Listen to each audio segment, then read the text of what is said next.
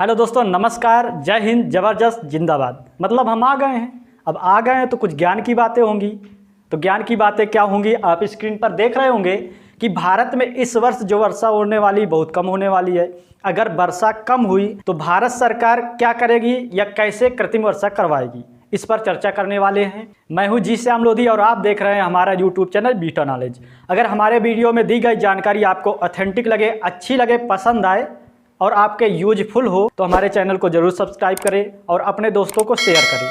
तो चलिए स्टार्ट करते हैं आज का सेशन और जानते हैं क्या कारण है कि भारत में इस बार वर्षा बहुत कम होगी। तो बरसात पर चर्चा करने के पहले थोड़ा भारत पर चर्चा कर लेते हैं, क्योंकि भारत एक कृषि प्रधान देश है। मतलब भारत की जनसंख्या अधिकतर कृषि पर डिपेंड है। अगर बात करें भारत की जनसंख्या का तो भारत की लगभग 58% जनसंख्या कृषि पर डिपेंड है। मतलब कृषि पर कार्य करके अपना जीवन यापन करती है। लेकिन अगर बात करें जीडीपी की तो हमारे भारत की जीडीपी पर कृषि का जो योगदान है 15% है। लेकिन जब भारत स्वतंत्र हुआ था उस समय भारत की जीडीपी पर कृषि का जो भाग था लगभग 30% था। इसीलिए भारत की अर्थव्यवस्था को कहा जाता है कृषि प्रधान अर्थव्यवस्था, क्योंकि भारत में जो जनसंख्या है उसका अधिकतम भाग कृषि पर निर्भर है। अगर भारत में वर्षा इस वर्ष बहुत कम होती है तो इसका सीधा इम्पैक्ट हमारी अर्थव्यवस्था पर पड़ेगा। अर्थव्यवस्था के उस क्षेत्र पर पड़ेगा जो कृषि से संबंधित है, जैसे उर्वरक, बीज या कृषि यंत्र वाले उद्योगों पर इसका सीधा इम्पैक्ट देखा जा सकता है। अगर बात करें पृथ्वी पर जल की तो लगभग 71% भाग जल और 29% भाग पर स्थल भाग पाया जाता है। लेकिन हमारे पृथ्वी पर 71% जल होने के बाद भी हमारे जो यूज के लायक जल है वो केवल 2 से 3% है। मतलब 2 से 3% जल का उपयोग हम कर सकते हैं और उसमें से केवल 2% भाग का हम उपयोग पीने के रूप में कर सकते हैं, जो हमारे पृथ्वी के अंदर पाया जाता है। बाकी का जो जल है समुद्र और नदियों में पाया जाता है। अगर कई वर्षों तक बरसात ना हो तो हमारे पीने का जो पानी का भंडार है ये कम हो जाएगा। अतः पृथ्वी पर एक तरह से देखें तो जीवन की जो संभावनाएं हैं वो कम हो जाएंगी या ना के बराबर हो जाएंगी। चलिए जानते हैं साधारणतः वर्षा कैसे होती है। तो किसी एरिया में वर्षा होने के लिए वहाँ पास लो प्रेशर क्रिएट होना जरूरी होता है। वहाँ पास या उस एरिया में निम्न वायुदाब होना आवश्यक होता है। निम्न वायुदाब कब होगा? जब उस एरिया में सूर्य की किरणें अधिक पड़ेंगी या वह एरिया अधिक गर्म होगा। जिस एरिया में अधिक गर्मी होगी वहाँ की वायु क्या होगी? गर्म होगी। और गर्म वायु क्या होती है? वायुमंडल में ऊपर उठना स्टार्ट कर देती है।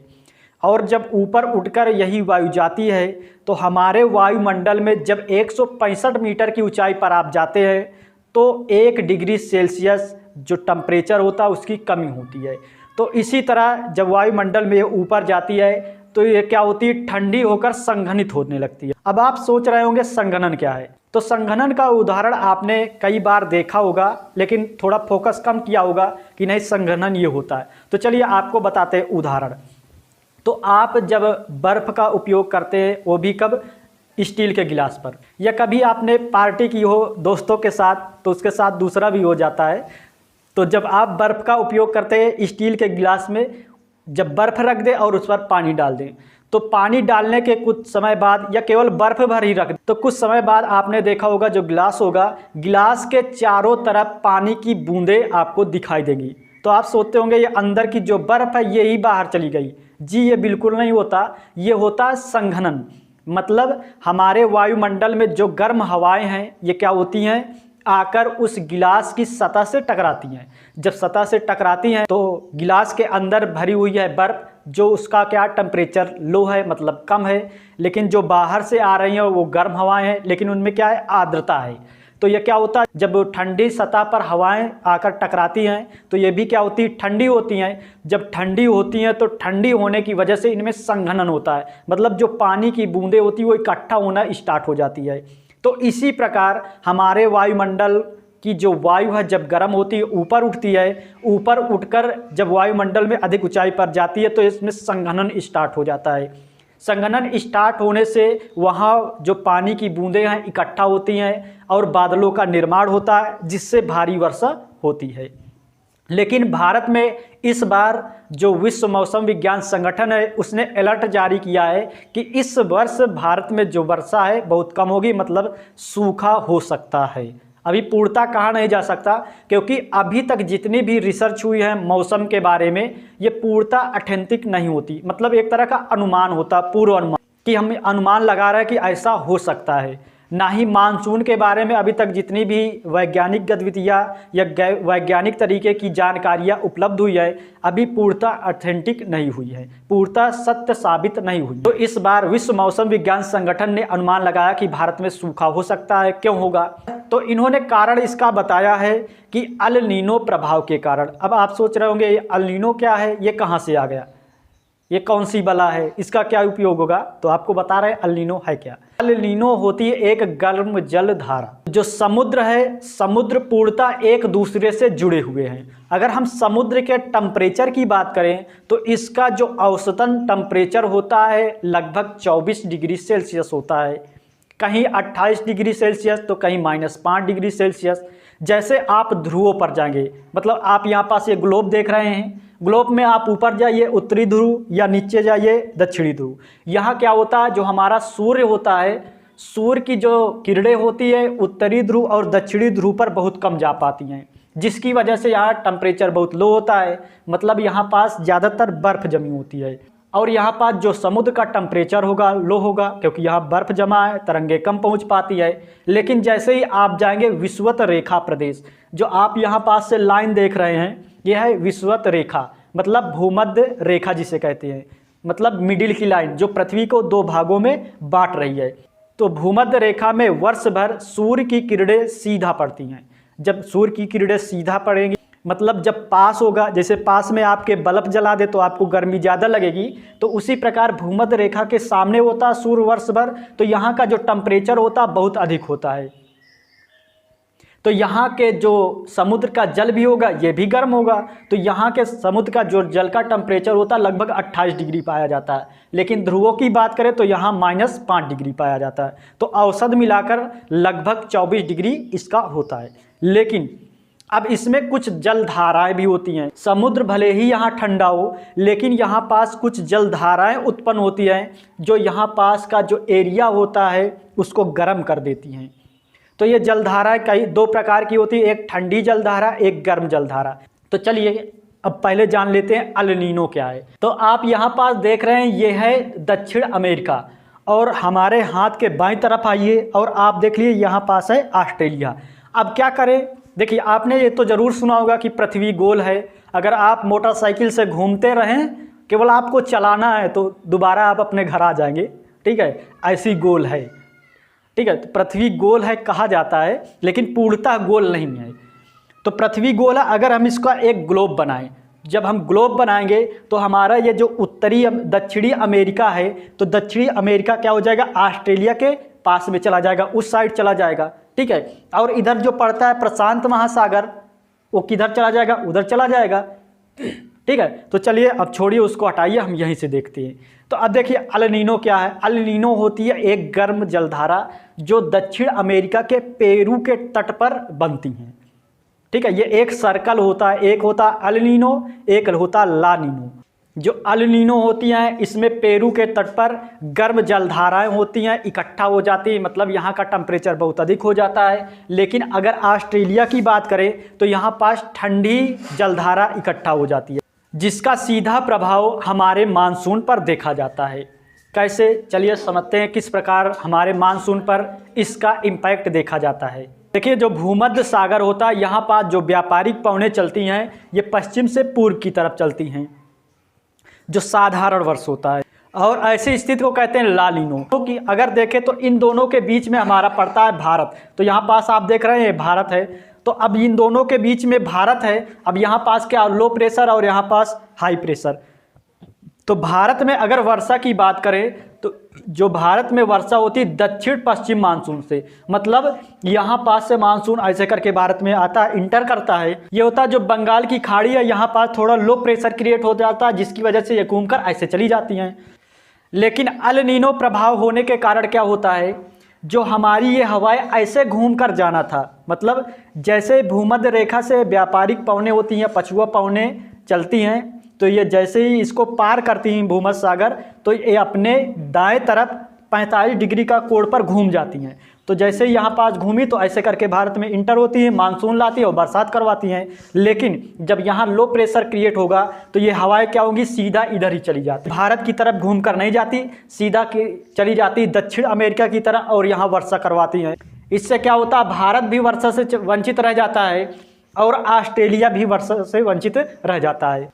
तो इसीलिए वर्ल्ड मौसम विज्ञान संगठन ने या विश्व मौसम विज्ञान संगठन ने कहा कि भारत में इस बार वर्षा कम होगी। वैसे हम पूर्णता नहीं कह सकते, या विश्व मौसम विज्ञान भी पूर्णता सत्यता के साथ नहीं कह सकता कि वर्षा नहीं होगी, क्योंकि कई ऐसे वर्ष हैं जब अल नीनो देखा गया लेकिन भारत में वर्षा पूर्णता हुई है। मतलब जितनी आवश्यकता होती, जितनी होनी थी अनुमान के हिसाब से उतना होती है। अब बात करें, अगर मान ले कि वर्षा ना हो, यहाँ सूखा पड़ जाए 1 वर्ष 2 वर्ष का, तो सरकार ऐसे कौन से कदम है जिनको उठाएगी जिसकी वजह से यहाँ हम वर्षा करवा सकें। तो देखिए, पहले तो हमारे पास उचित भंडार होते हैं खाद्यान्न के, पहले से हम स्टोर करके रखते हैं कि अगर 1 वर्ष वर्षा ना हो तो सरकार क्या होती है, फ्री अनाज सबको देती है, या अधिक वर्षा हो जाए तो देती है। लेकिन अगर कई वर्षों तक ऐसा हुआ तो क्या होगा, हमारे पास क्योंकि सीमित साधन है ना, क्योंकि सीमित है कि हमारे पास इतना स्टोरेज है, हम इतने वर्ष तक इससे उपयोग कर सकते हैं, इतने महीने तक या इतने दिनों तक खा सकते हैं। अगर ना हो तो क्या करेगा, तो इस पर एक ऑप्शन होता है कृत्रिम वर्षा का। कृत्रिम वर्षा मतलब ज़बरदस्ती वर्षा। अब फिर हमको क्या करना है, इंद्र को नहीं परखना कि इंद्र भगवान आओ बरसात करवाओ, हमारे यहाँ बहुत सूखा है, हम यज्ञ कर रहे हैं, हवन कर रहे हैं। उसमें थोड़ा वैज्ञानिक तरीके का काम किया जाएगा। अब क्या किया जाएगा, किस प्रकार किया जाएगा, चलिए आपको बताते हैं। तो आप यहाँ पास ग्राफ देख रहे हैं, तो आप ग्राफ में देख रहे होंगे 2 हेलीकॉप्टर उड़ रहे हैं और बादल भी है, थोड़ा थोड़ा पानी भी बरस रहा है। तो ये होता है कृत्रिम वर्षा। कराएंगे कैसे, तो कृत्रिम वर्षा विश्व में सबसे पहले 1946 में अमेरिका में करवाई गई। कैसे करवाई गई, तो कृत्रिम वर्षा करवाने के लिए तो कुछ जरूरी तत्व है जिनको समझ लेते हैं। तो कृत्रिम वर्षा करवाने के लिए जो बादल दिखाई दे, मतलब आसमान में उस समय बादल होना चाहिए कि नहीं, ऐसे हम कृत्रिम वर्षा करवा लेंगे। बादल होना चाहिए लेकिन बरसात भले ही ना करते हों। कैसे बादल, भूरे और कपासी बादल होने चाहिए। उनमें जो आर्द्रता होनी चाहिए वो लगभग 50 से 65% होना चाहिए। अब इतना होने के बाद अब क्या करेंगे, जब इतना हमको पता हो कि उस पर आर्द्रता है, कपासी बादल है जो वर्षा करवाने वाले, लेकिन बरसात नहीं करवा रहे हैं क्योंकि संघनन नहीं हो पा रहा है, तो हम क्या करेंगे, एक हेलीकॉप्टर लेंगे। अब हेलीकॉप्टर में आपने एक नाम सुना होगा, कार्बन डाइऑक्साइड, वो तो ज़रूर सुना होगा, सब कोई जानता है, ठीक है, जिसे कहा जाता है ठोस बर्फ। अब इसका क्या करेंगे, हम पाउडर लेंगे।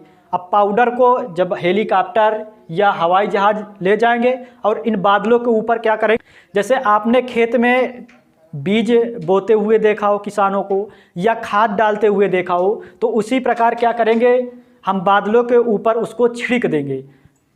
जब बादलों के ऊपर उसको फैला देंगे तो उससे क्या होगा, ये संघनन की क्रिया करना स्टार्ट कर देगा। मतलब जो हमारे बादल है संघनन करना स्टार्ट करेंगे, तो जिससे क्या होगा, जो वायु है ठंडी होगी या बादल है आपस में सिमटेंगे, सिमटने से क्या होगा, संघनित होंगे, मतलब उनसे पानी के बूंदें बनेंगी और वर्षा होना स्टार्ट हो जाएगा। ये तो पहली प्रक्रिया थी। इस प्रक्रिया की अगर बात करें तो ये थोड़ा कम कारगर है, लेकिन जो हम दूसरी प्रक्रिया बताने वाले हैं ये थोड़ा ज़्यादा कारगर है। इसमें क्या करते हैं, हम सिल्वर आयोडाइड का उपयोग करते हैं। इसके द्वारा हम क्या करते हैं, कृत्रिम वर्षा करवाते हैं। सेम कंडीशन इसमें भी वैसी है, इसी तरह ले जाएंगे, ऐसे ही बादल होना चाहिए। इसमें क्या करेंगे, सिल्वर आयोडाइड की थोड़ी सी मात्रा अगर छिड़क देंगे तो वर्षा होना स्टार्ट हो जाएगी। और तीसरी प्रक्रिया आप यहाँ पास ये देख रहे हैं ग्राफ में, ये होता है प्रेशर जनरेटर। इस प्रेशर जनरेटर में क्या करते हैं, हम भर देते हैं सिल्वर आयोडाइड और इसको चालू कर देते हैं। हमको जितने एरिया में करवाना उसके चारों तरफ हमको खड़ा करना पड़ेगा, और इन्हें जैसे ही चालू करेंगे सिल्वर आयोडाइड को तेजी के साथ ऊपर छोड़ेंगे, और जैसे ये तेजी के साथ ऊपर छोड़ेंगे तो इसमें क्या होगा, संघनन की क्रिया होगी। संघनन की क्रिया होने से वर्षा स्टार्ट हो जाएगी। अगर हम चौथे क्रिया की बात करें तो इसमें होता है बादलों को आवेशित करना। अब बादलों को कैसे आवेशित करेंगे, तो हमको इसमें होगा जनरेटर का उपयोग करेंगे। जनरेटर से क्या होंगे, हम जो बादल हैं इन पर करंट प्रवाहित करेंगे। जब करंट प्रवाहित करेंगे तो आपने देखा होगा बरसात के समय जो बादल चमकने की, बिजली चमकने की घटना बार बार देखा होगा, ठीक है। तो बिजली जब चमकती है तो उसके साथ गड़गड़ाहट की आवाज़ होती है, उसके कुछ समय बाद बहुत तेज़ी के साथ बरसात होती है, क्योंकि जो आवेशित बादल जब आपस में टकराते हैं तो संघनन होता है, ठीक है, बिजली भी बनती है इसी से। तो उसी तरह जब हम इनको आवेशित करेंगे तो तेज़ी के साथ ये क्या होगा, इसमें गड़गड़ाहट होगी और बरसात होना स्टार्ट हो जाएगा। तो बस इतनी थी जानकारी। अगर हमारी वीडियो आपको पसंद आई हो तो एक बार सब्सक्राइब जरूर कर लेना, थोड़ा हमारा भी ध्यान कर लेना, ठीक है। मिलते हैं नेक्स्ट वीडियो में, तब तक के लिए सभी को जय हिंद और नमस्कार।